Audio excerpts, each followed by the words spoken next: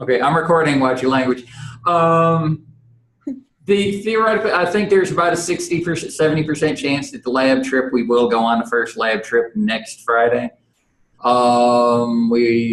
was talking to Dr. Dahl, talking to her about it yesterday, kind of thing, and so we'll let y'all know by Monday, hopefully, so y'all can plan accordingly for whether it's going to be this Friday or that next Friday or the Friday after. But that's the plan. Yeah, I think that's all I had to say. Okay. Oh, one other thing. I meant to do it. I will do it. I'm going to put a thing on Blackboard.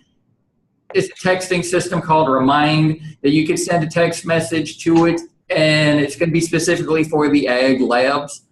So then I can send out a blast to everybody about if something's changing, like labs getting canceled because of a tornado or something. I don't know. That way I can do a quick blast to everybody. So if everybody can sign up for that when they do it. And the other thing I'm going to do is when I figure out what it is, I'm going to share a cell phone number with y'all, so y'all can text back and forth. If we're waiting for you to get in a van or something like that, you're running late or something like that, you can communicate with me, that kind of thing, when we're meeting. But that kind of stuff will happen between now and first lab trip. So yeah, that's convenient. So otherwise, I'll shut up and let you have your class. Okay. Well, good morning, everybody. Before I jump into the lecture today, I just wanted to see, was everyone able to access the lecture PowerPoints on Blackboard, or do you need me to show you where those are? Did everybody find them okay? Okay. All right. Well, Head's nodding, but nothing verbal. Yeah, I saw Yusuf nod, so everyone else is kind of a little far away, so it's kind of hard to see sometimes. But all right, well, if nobody has any questions, then I'll go ahead and get started with today's lecture.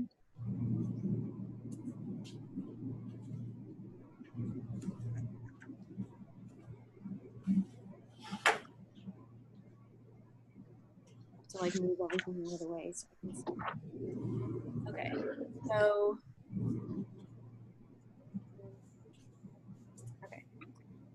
is that up? All good? Yes. Okay. So today's lecture is not super long. Again, it's not, well, it's kind of still a little bit of the history section. Pretty much a lot of the first couple lectures are going to be that history kind of stuff. And then we'll get really more into the science stuff later, which, as you can probably tell, is what I'm really excited about. But we got to get through all this stuff first.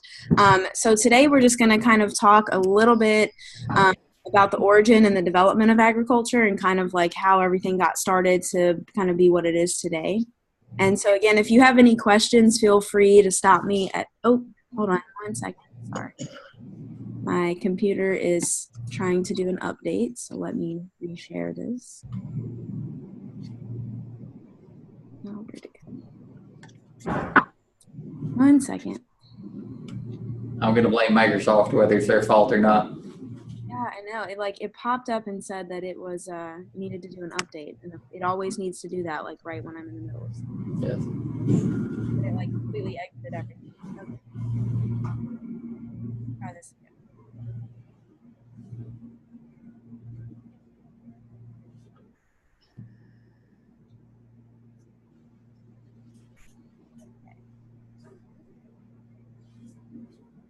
All right. And can everybody hear me okay? I know last year things were like a little bit quiet, but I can hear you fine. You can hear, okay.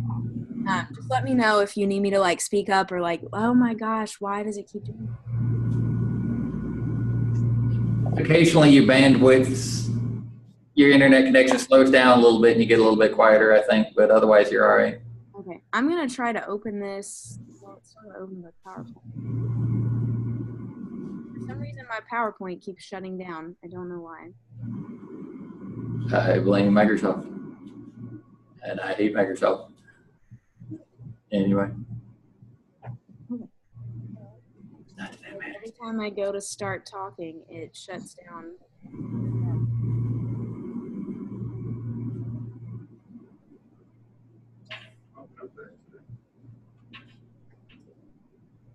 All right, we will try this again. Everyone can see that, right? Yes. Okay, Hopefully this will stop shutting me out for some reason. Okay, so we'll just go ahead and get started, and I'll try to get through this before my computer freaks out. So today we're going to be talking about the origin and development of agriculture. And it did it again. Tom, I may have to, I don't know if I need to like restart my computer and have you dial me in again. Okay. Let me try that because my PowerPoint is like freaking out for some reason. Let me do that really fast. Okay. Worst case scenario is I can try to share my screen unless she disconnected. I can try to pull up the slides and try to share my screen and take over, that kind of thing. That would be a nightmare. That means I gotta pay attention. No. Sorry.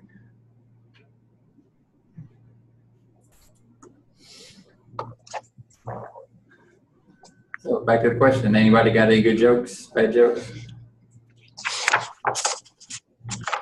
And she's running it on a Mac, and Mac just works. Hashtag sarcasm. Yes, apparently I'm a hater.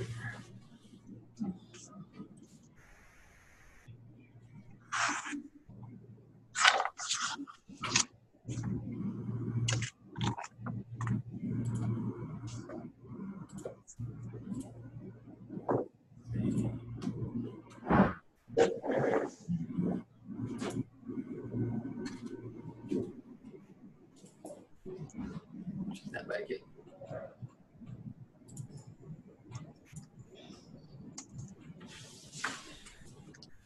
So, seriously, anybody? Good jokes, bad jokes? You would didn't transform like a hidden farm. No. It was an apartment building like near the Chick-fil-A and stuff. And some young guy running to about the transform those grounds. Transformers on the ground and knocked out the power for that whole strip of building right there. Oh. And the people in the apartments, like the little longwood stuff, they couldn't get back in until about 7 o'clock the next morning. Okay, I heard about the fire or whatever. I didn't know it was because of that. Okay. Where was it? Right across from, it was a little bit down from Chick-fil-A. They used to have a house on Okay. Low Street. We'll try this again. And hopefully sometimes my computer just freaks out and it like needs to do updates and then it just does crazy. Yes. Okay, and fingers crossed that this works this time. Okay. Cut. Take 3. Action. I'll take like 500. Okay, so today we're going to be talking about the origin and development of agriculture, technology permitting. I don't know if it's my PowerPoint or if it's something with screen share. I don't know, which like what I was thinking, I can attempt to run the slides, do a screen share, and I can, well, no, that ain't gonna work. Everybody else's screen is gonna slide change. That won't work. I at least can show the slides to the people here in Alberta. But. Yeah, I don't know why, because I had PowerPoint up before this, like all morning, and it hasn't been doing it. So it's saying that screen share keeps stopping. I don't know why. Oh. I don't know if maybe I go through like Blackboard, but I mean that's still going to download as a PowerPoint. Yes. No, I don't. I'm trying to think. What can we do?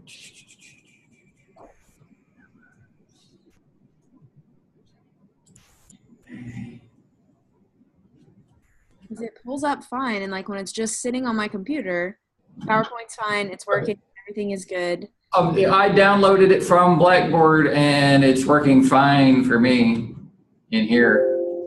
Okay. So maybe it's just something with my screen share? I don't know. I have no idea. I don't know why it should do that. I have no idea. Okay. Well, we just saw you screen sharing your error reporting message. Yes, so it is PowerPoint. Just got that. I don't know why, though. I wonder if I just go through it like this. Like, can you all see that? I mean, I know it's not huge, but if I kind of just go through it like this in this mode, is that okay? I'm good with that. Yeah. I can see it fine. Right. You might be able to hit, oh, okay. Okay, well, if y'all can see that, I'll just try it this way because for some reason it's not liking it when I open it up. But I don't know. So sorry about that. So y'all can see that slide. It's just kind of a little bit smaller. Yes. Let me see if I can see. Oh, too much.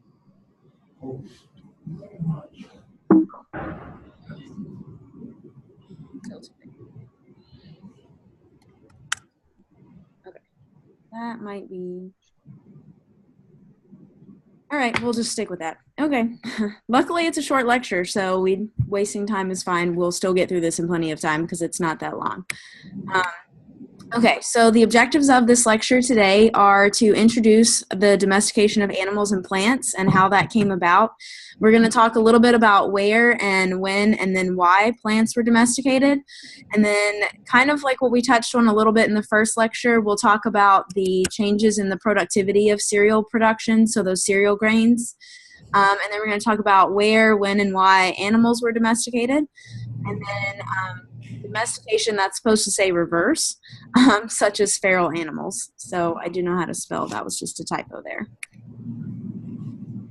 So a little bit about the origin of agriculture. So before agriculture came around, people kind of lived in this hunter-gatherer stage where people kind of moved all over the place and gathered grain from just wild grasses, fruits, and roots. And then they mostly hunted large and small animals in the wild or fished for food if they were near a water source. So there was a lot of moving around to go and get food. There wasn't a whole lot of like staying in one place. So during the Neolithic Revolution is when there was a shift from this nomadic hunting and gathering phase to people starting to plant and stay in one place. And so that is kind of how agriculture as we know it came to be. So this actually allowed the population to start growing because people weren't having to constantly move and follow the animals or follow the seasons of the different grains and things like that. And so this was a really important shift in the history of how agriculture came to be about. So during the Neolithic Revolution, when everyone started to kind of settle down in one place, this led to the establishment of permanent settlements. So because people were in these kind of permanent settlements and staying there in one area, there was obviously a need to protect this land, their animals, any stored grain that they had. And so because of this, this actually led to the development of the first military. Because for the first time, there was really a need to have people to protect all of the things that you had. So there were, of course, costs associated with maintaining these soldiers and equipment and leaders, which led to taxation and actually written language and the number systems used for record keeping. So a lot of things came about when people decided to actually stay in one place and start kind of raising their own animals and their own grains and things like that. It really helped establish kind of modern civilization in a way. So as agriculture began to develop more and there started being a surplus or extra food, people could then start adopting more specialized jobs that were outside of agriculture. So they didn't need to spend all of their time like running around hunting animals. They could actually have all of their food and grain being raised in one area, and that gave them more time to start having other jobs.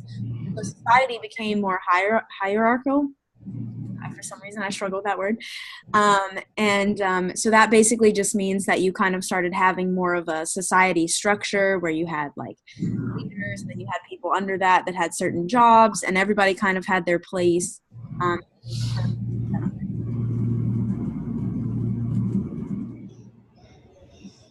So most plants and animals were domesticated in Neolithic times in what's called the Fertile Crescent. So it was an area of land that was really, really good to grow crops. And so this is in the Middle East near the rivers Tigris, Euphrates, and the Nile. And so this is just kind of a map showing you where it is. So you can see it's by the Mediterranean Sea. You've got like all of these bodies of water around and all of these rivers that flow in. So it made it a really, really good area to start growing grains and things like that to feed the animals. So be familiar with the term Fertile Crescent because that is something something that is kind of important in the history of agriculture. That's where it all started.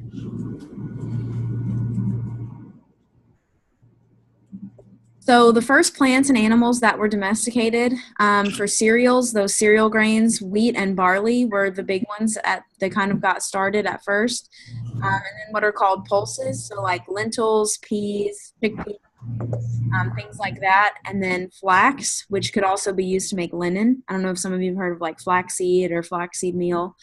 And then for animals, there was cattle, sheep, and goats, pigs, geese, and cats. And dogs should actually be on that list, but I'm not sure why that's.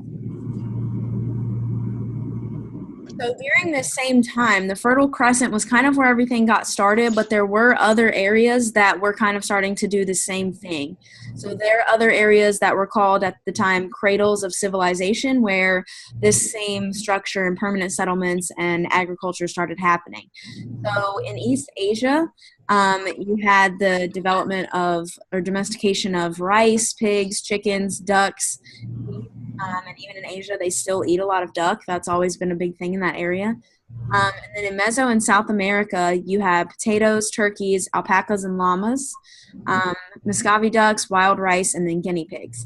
So there are a lot of different areas that were kind of doing the same thing, but that were domesticating slightly different grains and different animals around the same time. And so just on this little picture, I know it's probably small because I don't have the PowerPoint up, but you can kind of just see in the dark green up here, you had the Aztec civilization, which I'm sure some of you have heard about from like your history classes, Maya civilization, and then the Inca civilization. So those were a couple that were kind of in the Meso South America region. So the first plants that were domesticated were cereal grains, and I've kind of already mentioned that a little bit. So that would be wheat, rice, corn, and barley are the main four that were domesticated at that time. And they're pretty much kind of still the main four today that we mainly use to feed livestock. So pulses were domesticated next. Those are basically just plant seeds that are edible, and they're from plants that are in the legume family. So that would be like your lentils, peas, chickpeas, and bitter vetch, which I'm not actually sure what bitter vetch is. Do you know what that is, Tom? Nope, but I can do a Google search if you want. It doesn't matter. It's on there, but I don't actually know what that is. It's a common name for several plants that are in a legume family, including a species of pea, a heath pea. So it kind of seems like peas and chickpeas would kind of be under that. I don't know. Yeah, maybe this is just a different kind of pea. Well, that's how the book puts it, but yeah, I just think that's interesting because it's not a term that's commonly used, but so other plants that were domesticated were soybeans, and those came from northeast China or the Korean Peninsula is where they originated from. Potatoes were from the South American Andes region.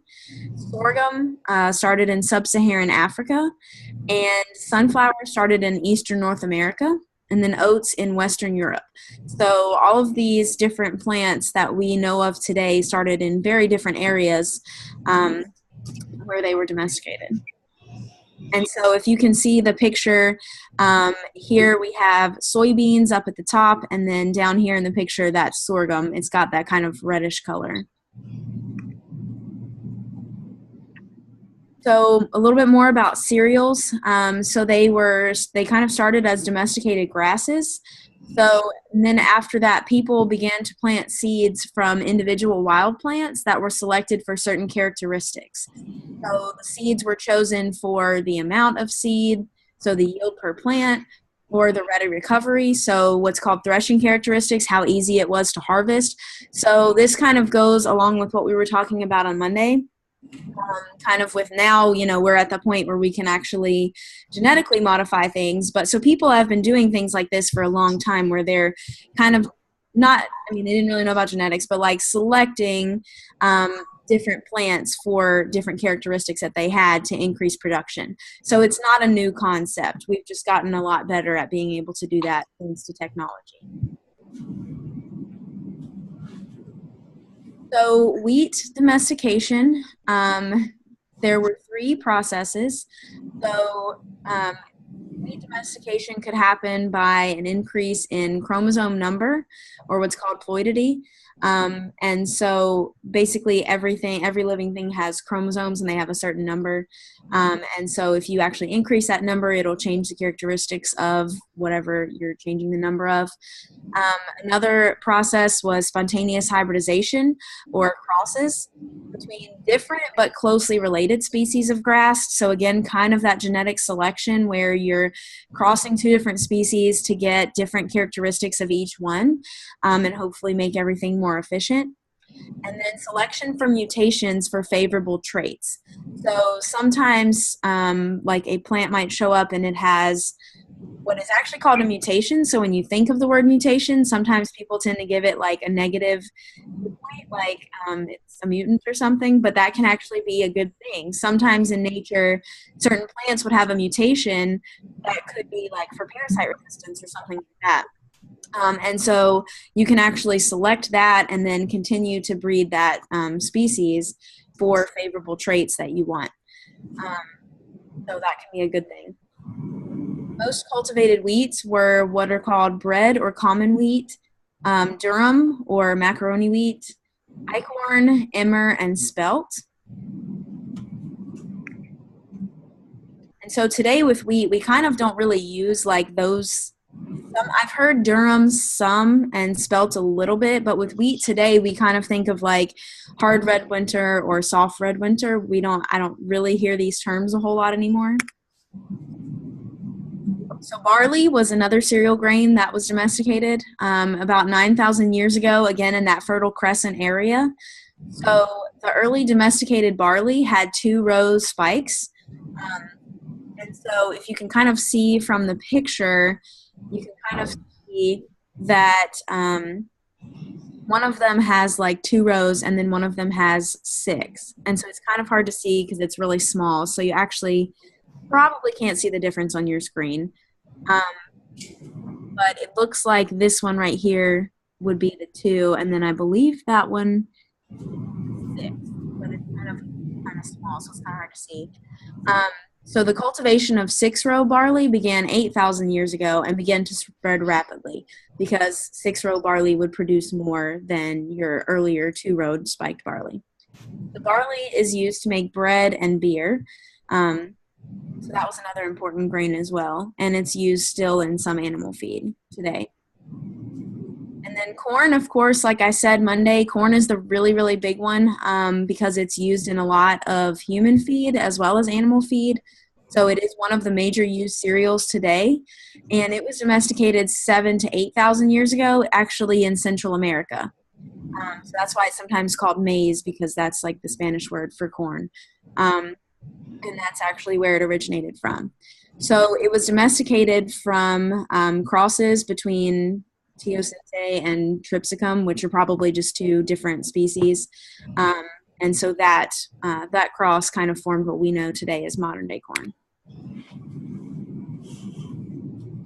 So in addition to the domestication of plants and animals, once all of this started to happen and people were in these permanent settlements and raising their own livestock and raising their own grains, the human genome actually began to change, which is kind of cool if you think about it, because you don't always realize how one thing kind of leads to another.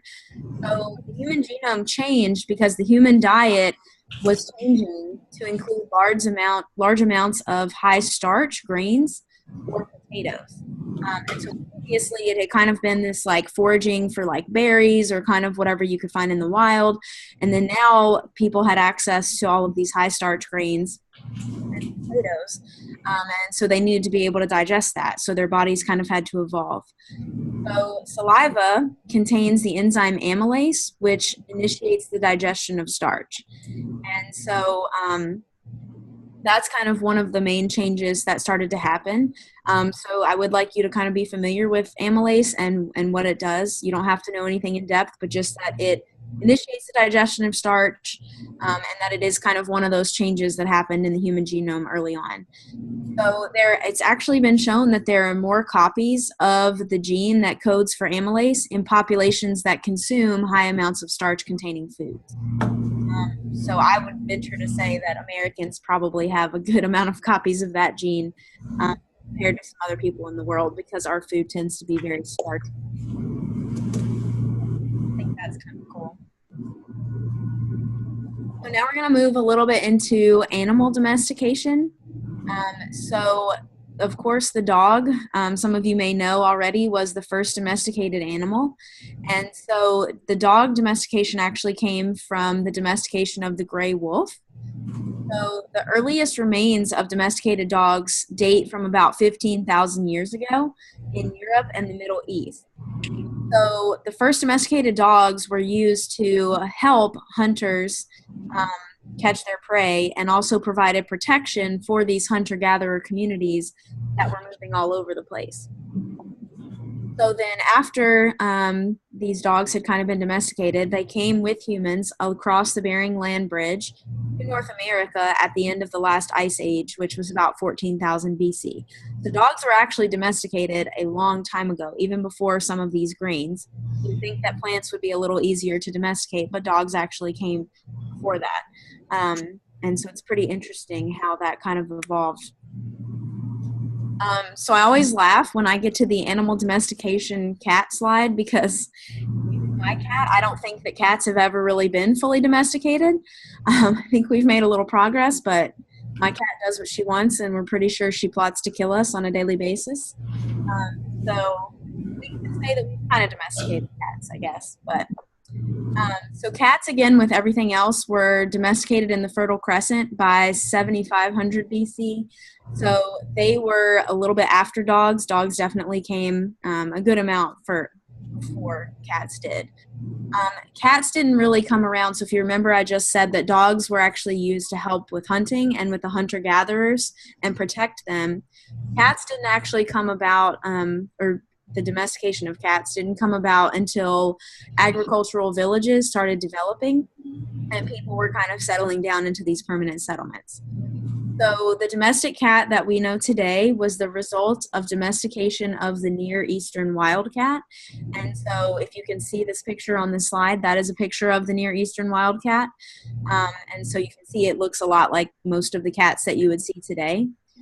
And so why do cats need to be domesticated, or kind of start being domesticated around the permanent settlement time? And that's because cats actually reduce the losses of stored grains, because they would chase and kill the rodents.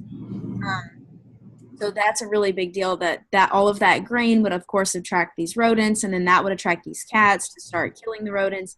And so cats kind of started being around people more and interacting with people, and that's kind of how all of that started. And even today, like, you still see, like, at feed mills or like places like that, anywhere where there's grain and there's going to be mice, cats will come. But of course, today there are strict regulations, and you can't have animals all around where feed is being produced.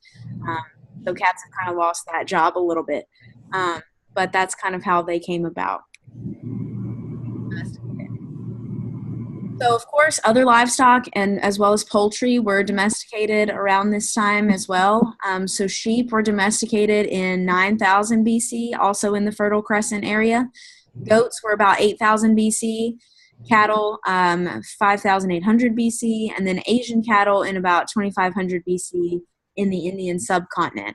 And so later, when we get to kind of more of the like lectures about the different animals and the different breeds and things like that, we'll kind of talk about cattle and then Asian cattle and different species of cattle. Or not species, different breeds. And so I don't want you to like freak out about all of these numbers and think that you have to memorize like sheep were domesticated in 9,000 BC. I'm not going to ask you anything like that on a test. So just kind of like get general concepts, like the dog was domesticated first and how cats were domesticated and things like that. So don't get overwhelmed with these history lectures with all of the dates and all of the numbers, because I'm not going to expect you to know that much detail. So sheep, goats, and cattle were domesticated because the two major reasons: they provided meat and milk. And so that was really huge because people could have these really good protein sources that would have been harder to get before because they would have had to hunt them down and use all of this energy to hunt these animals down. And so suddenly you have sheep and goats and cattle that you can actually raise in the area where you live, and you have a nutritious food source. And so these animals could also convert indigestible plant materials to high quality protein foods. And so that's obviously still true today. Sheep, goats, and cattle can eat hay and grasses and things that humans cannot digest because we do not have the capability to digest those things. They can do that, and then they can actually convert it to a high quality protein food. So they're extremely important in agriculture and for feeding the world. So these sheep, goats, and cattle were raised by farmers as well as nomadic people. So livestock production today, you have livestock, so that would be like cattle, sheep, goats, pigs, even buffalo and chickens. Also turkeys are another one, are raised today in the developing world under many different systems. So these original like permanent settlements have evolved a lot over time. And so now you have a lot of different ways that people can raise animals across the world. So you have pastoral, which would just be having the animals out on pasture. There are some nomadic groups that would have animals out on their native range in their area. Then you have what's called mixed crop and livestock. So this would be kind of like a small scale family or like village farm, and where you would have tenant farmers and everyone kind of helps out. Sharecropping is another thing. And then also landless peasants that would kind of work the land. And then, of course, in the U.S., well, I don't want to say completely in the U.S., but industrial is kind of another one where you have these large-scale confinement systems. So obviously that would be more for like pigs and poultry, not so much cattle. You don't think of cattle in like as in like this huge building and they don't ever get to go anywhere. They're out on like pasture. But pigs and chickens are, for the most part in the U.S., a lot of people have them in these large-scale confinement systems where they have climate-controlled houses and things like that. So pigs were domesticated independently in present-day China and in the Fertile Crescent around 7000 BC. So that just means that they were being domesticated in the Fertile Crescent area, and at the same time, they were also being domesticated in China. So it's kind of hard to say, exactly which one came first. They were around about the same time period. And then chickens were domesticated in 5500 BC in what is now known as Northeast China. So both pigs and chickens are excellent scavengers and provide an excellent source of meat. And then as a bonus, chickens also provide eggs. And so they're another one that is really good because they can take a lot of grains and things like that and convert it to this awesome protein. Not as well as like ruminants, which we'll get into all of this later, but just kind of give you a couple little like highlights of what we're going to get into. But ruminants have the digestive system more set up to digest like hay and grasses and things like that. Pigs and chickens, kind of their digestive system is actually extremely similar to humans, and what we eat and what we can digest. So the domestication of horses, I don't know if we have any horse people this year. I know last year I had a couple horse people. I guess Tom could be a horse person now because you have a horse. Yeah, afraid so. No, that's my daughter, not me. Yeah. I'm just an employee. Oh, yeah, right. You're just in the finance department, right? Yes. Yeah, so horses were domesticated around 4000 BC. And I always kind of find it interesting that horses were kind of developed after, or domesticated after dogs, because it kind of, horses would probably be harder, but it seems like if you were hunting and gathering and you had to travel really far, that horses or mode of transportation would have kind of come first. But actually dogs came before horses. So just kind of a little interesting thought there. So the domestication of horses started in Central Eurasia, so that Europe, Asia area. And so it was thought that tamed horses were then further domesticated and selected for useful attributes. So some horses, I know people don't like to think about this, especially horse people, but some horses were used for food, and then others were used for hunting and transportation and things like that. So there was also domestication of other mammals, and so these other mammals included camels, llamas, and alpacas, which we kind of mentioned were more in the South America region. I know like today Peru is very well known for their alpaca populations. They have a lot there. They use alpacas and llamas for a lot of different things. Still, donkeys, reindeer, and water buffalo and guinea pigs were also some domesticated mammals. So now we're going to talk a little bit about domestication in reverse and how that can kind of work sometimes. So feral animals are animals whose ancestors were actually domesticated but have now reverted and live in a wild state. So like I'm sure you've probably heard of, or like if you've been to areas where there are like feral dogs or there are a lot of feral cats. And so in order to be considered feral, these animals actually have to breed in the wild and have relatively stable populations. Another good example would be like wild hogs. I know down in North Carolina, like more southern North Carolina and South Carolina and Georgia, wild hogs are becoming a huge, huge issue. And so that's just another good example of kind of a feral animal. So feral animals can have a dramatic effect on the ecosystem because they compete against native animals that are there, that live in that area. They eat native plants and they prey on other animals.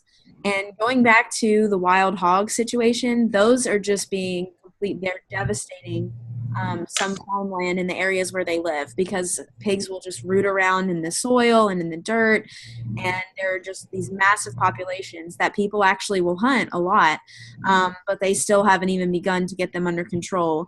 And so I hear a lot about when people find out I'm in swine nutrition, I'm really surprised at how many people are like, so about this wild hog situation, because I didn't realize that it was that big of an ordeal, but it really is, and there's been a lot of loss of farmland because of these wild feral pigs.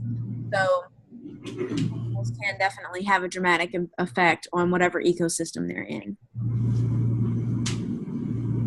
So some other examples of feral animals, well, I jumped ahead because I already talked about the wild pig, is the Soay sheep, which are on the island of St. Kilda off the Scottish coast. Dingoes in Australia, so they look like dogs. They seem like they're very similar to dogs, but they're actually feral because they have reverted to a wild state. Feral cats, which you can really find anywhere in a rural area or urban areas. Cats are kind of everywhere. And then, of course, feral horses like your Mustangs and Chincoteague ponies, which I've always kind of wanted to go out there and see that. But I don't know, have any of you ever done that? Gone to Chincoteague to see the ponies? I have. Is that really cool? Yeah, it's really cool. Yeah, I really wanted to do that even when I was younger, but I've never really had the chance to do that. But I did see some wild horses when I was in Nevada. I went up to this like mountain town that's like really, really old. It's like a historical site. And there were just like horses walking down the street everywhere. It was so cool. And like no one had anything to do with them. They were completely wild. And they were just walking through the streets of town like the Old West. It was really cool.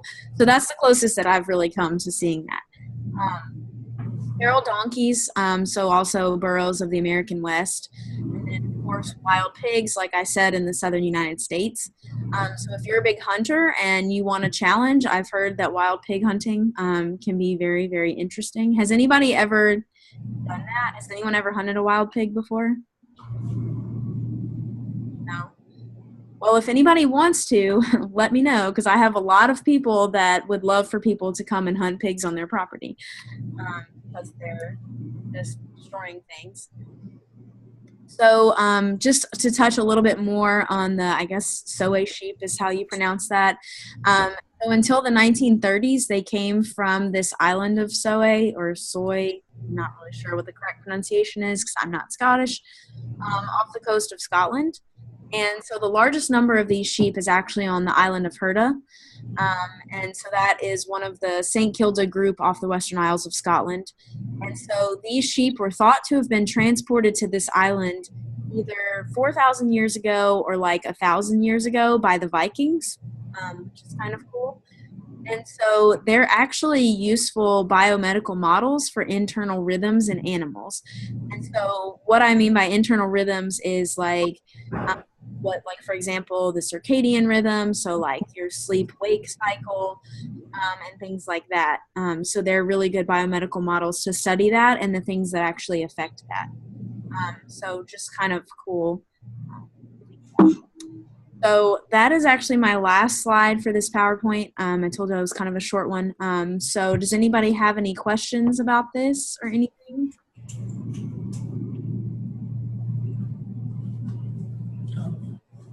I know it's still kind of boring. It's just a lot of dates and history. It's not my favorite section either, I'll be honest. I'd much rather get into the biology. Okay, well, if y'all don't have any questions, then that's all I have for today. And then I will see y'all next week. I'm not sure what my schedule is going to be for work, so it may be a recorded lecture. Hopefully I can join live, but either way. So, y'all have a good rest of your day. Okay. Bye. Merry Christmas, everybody.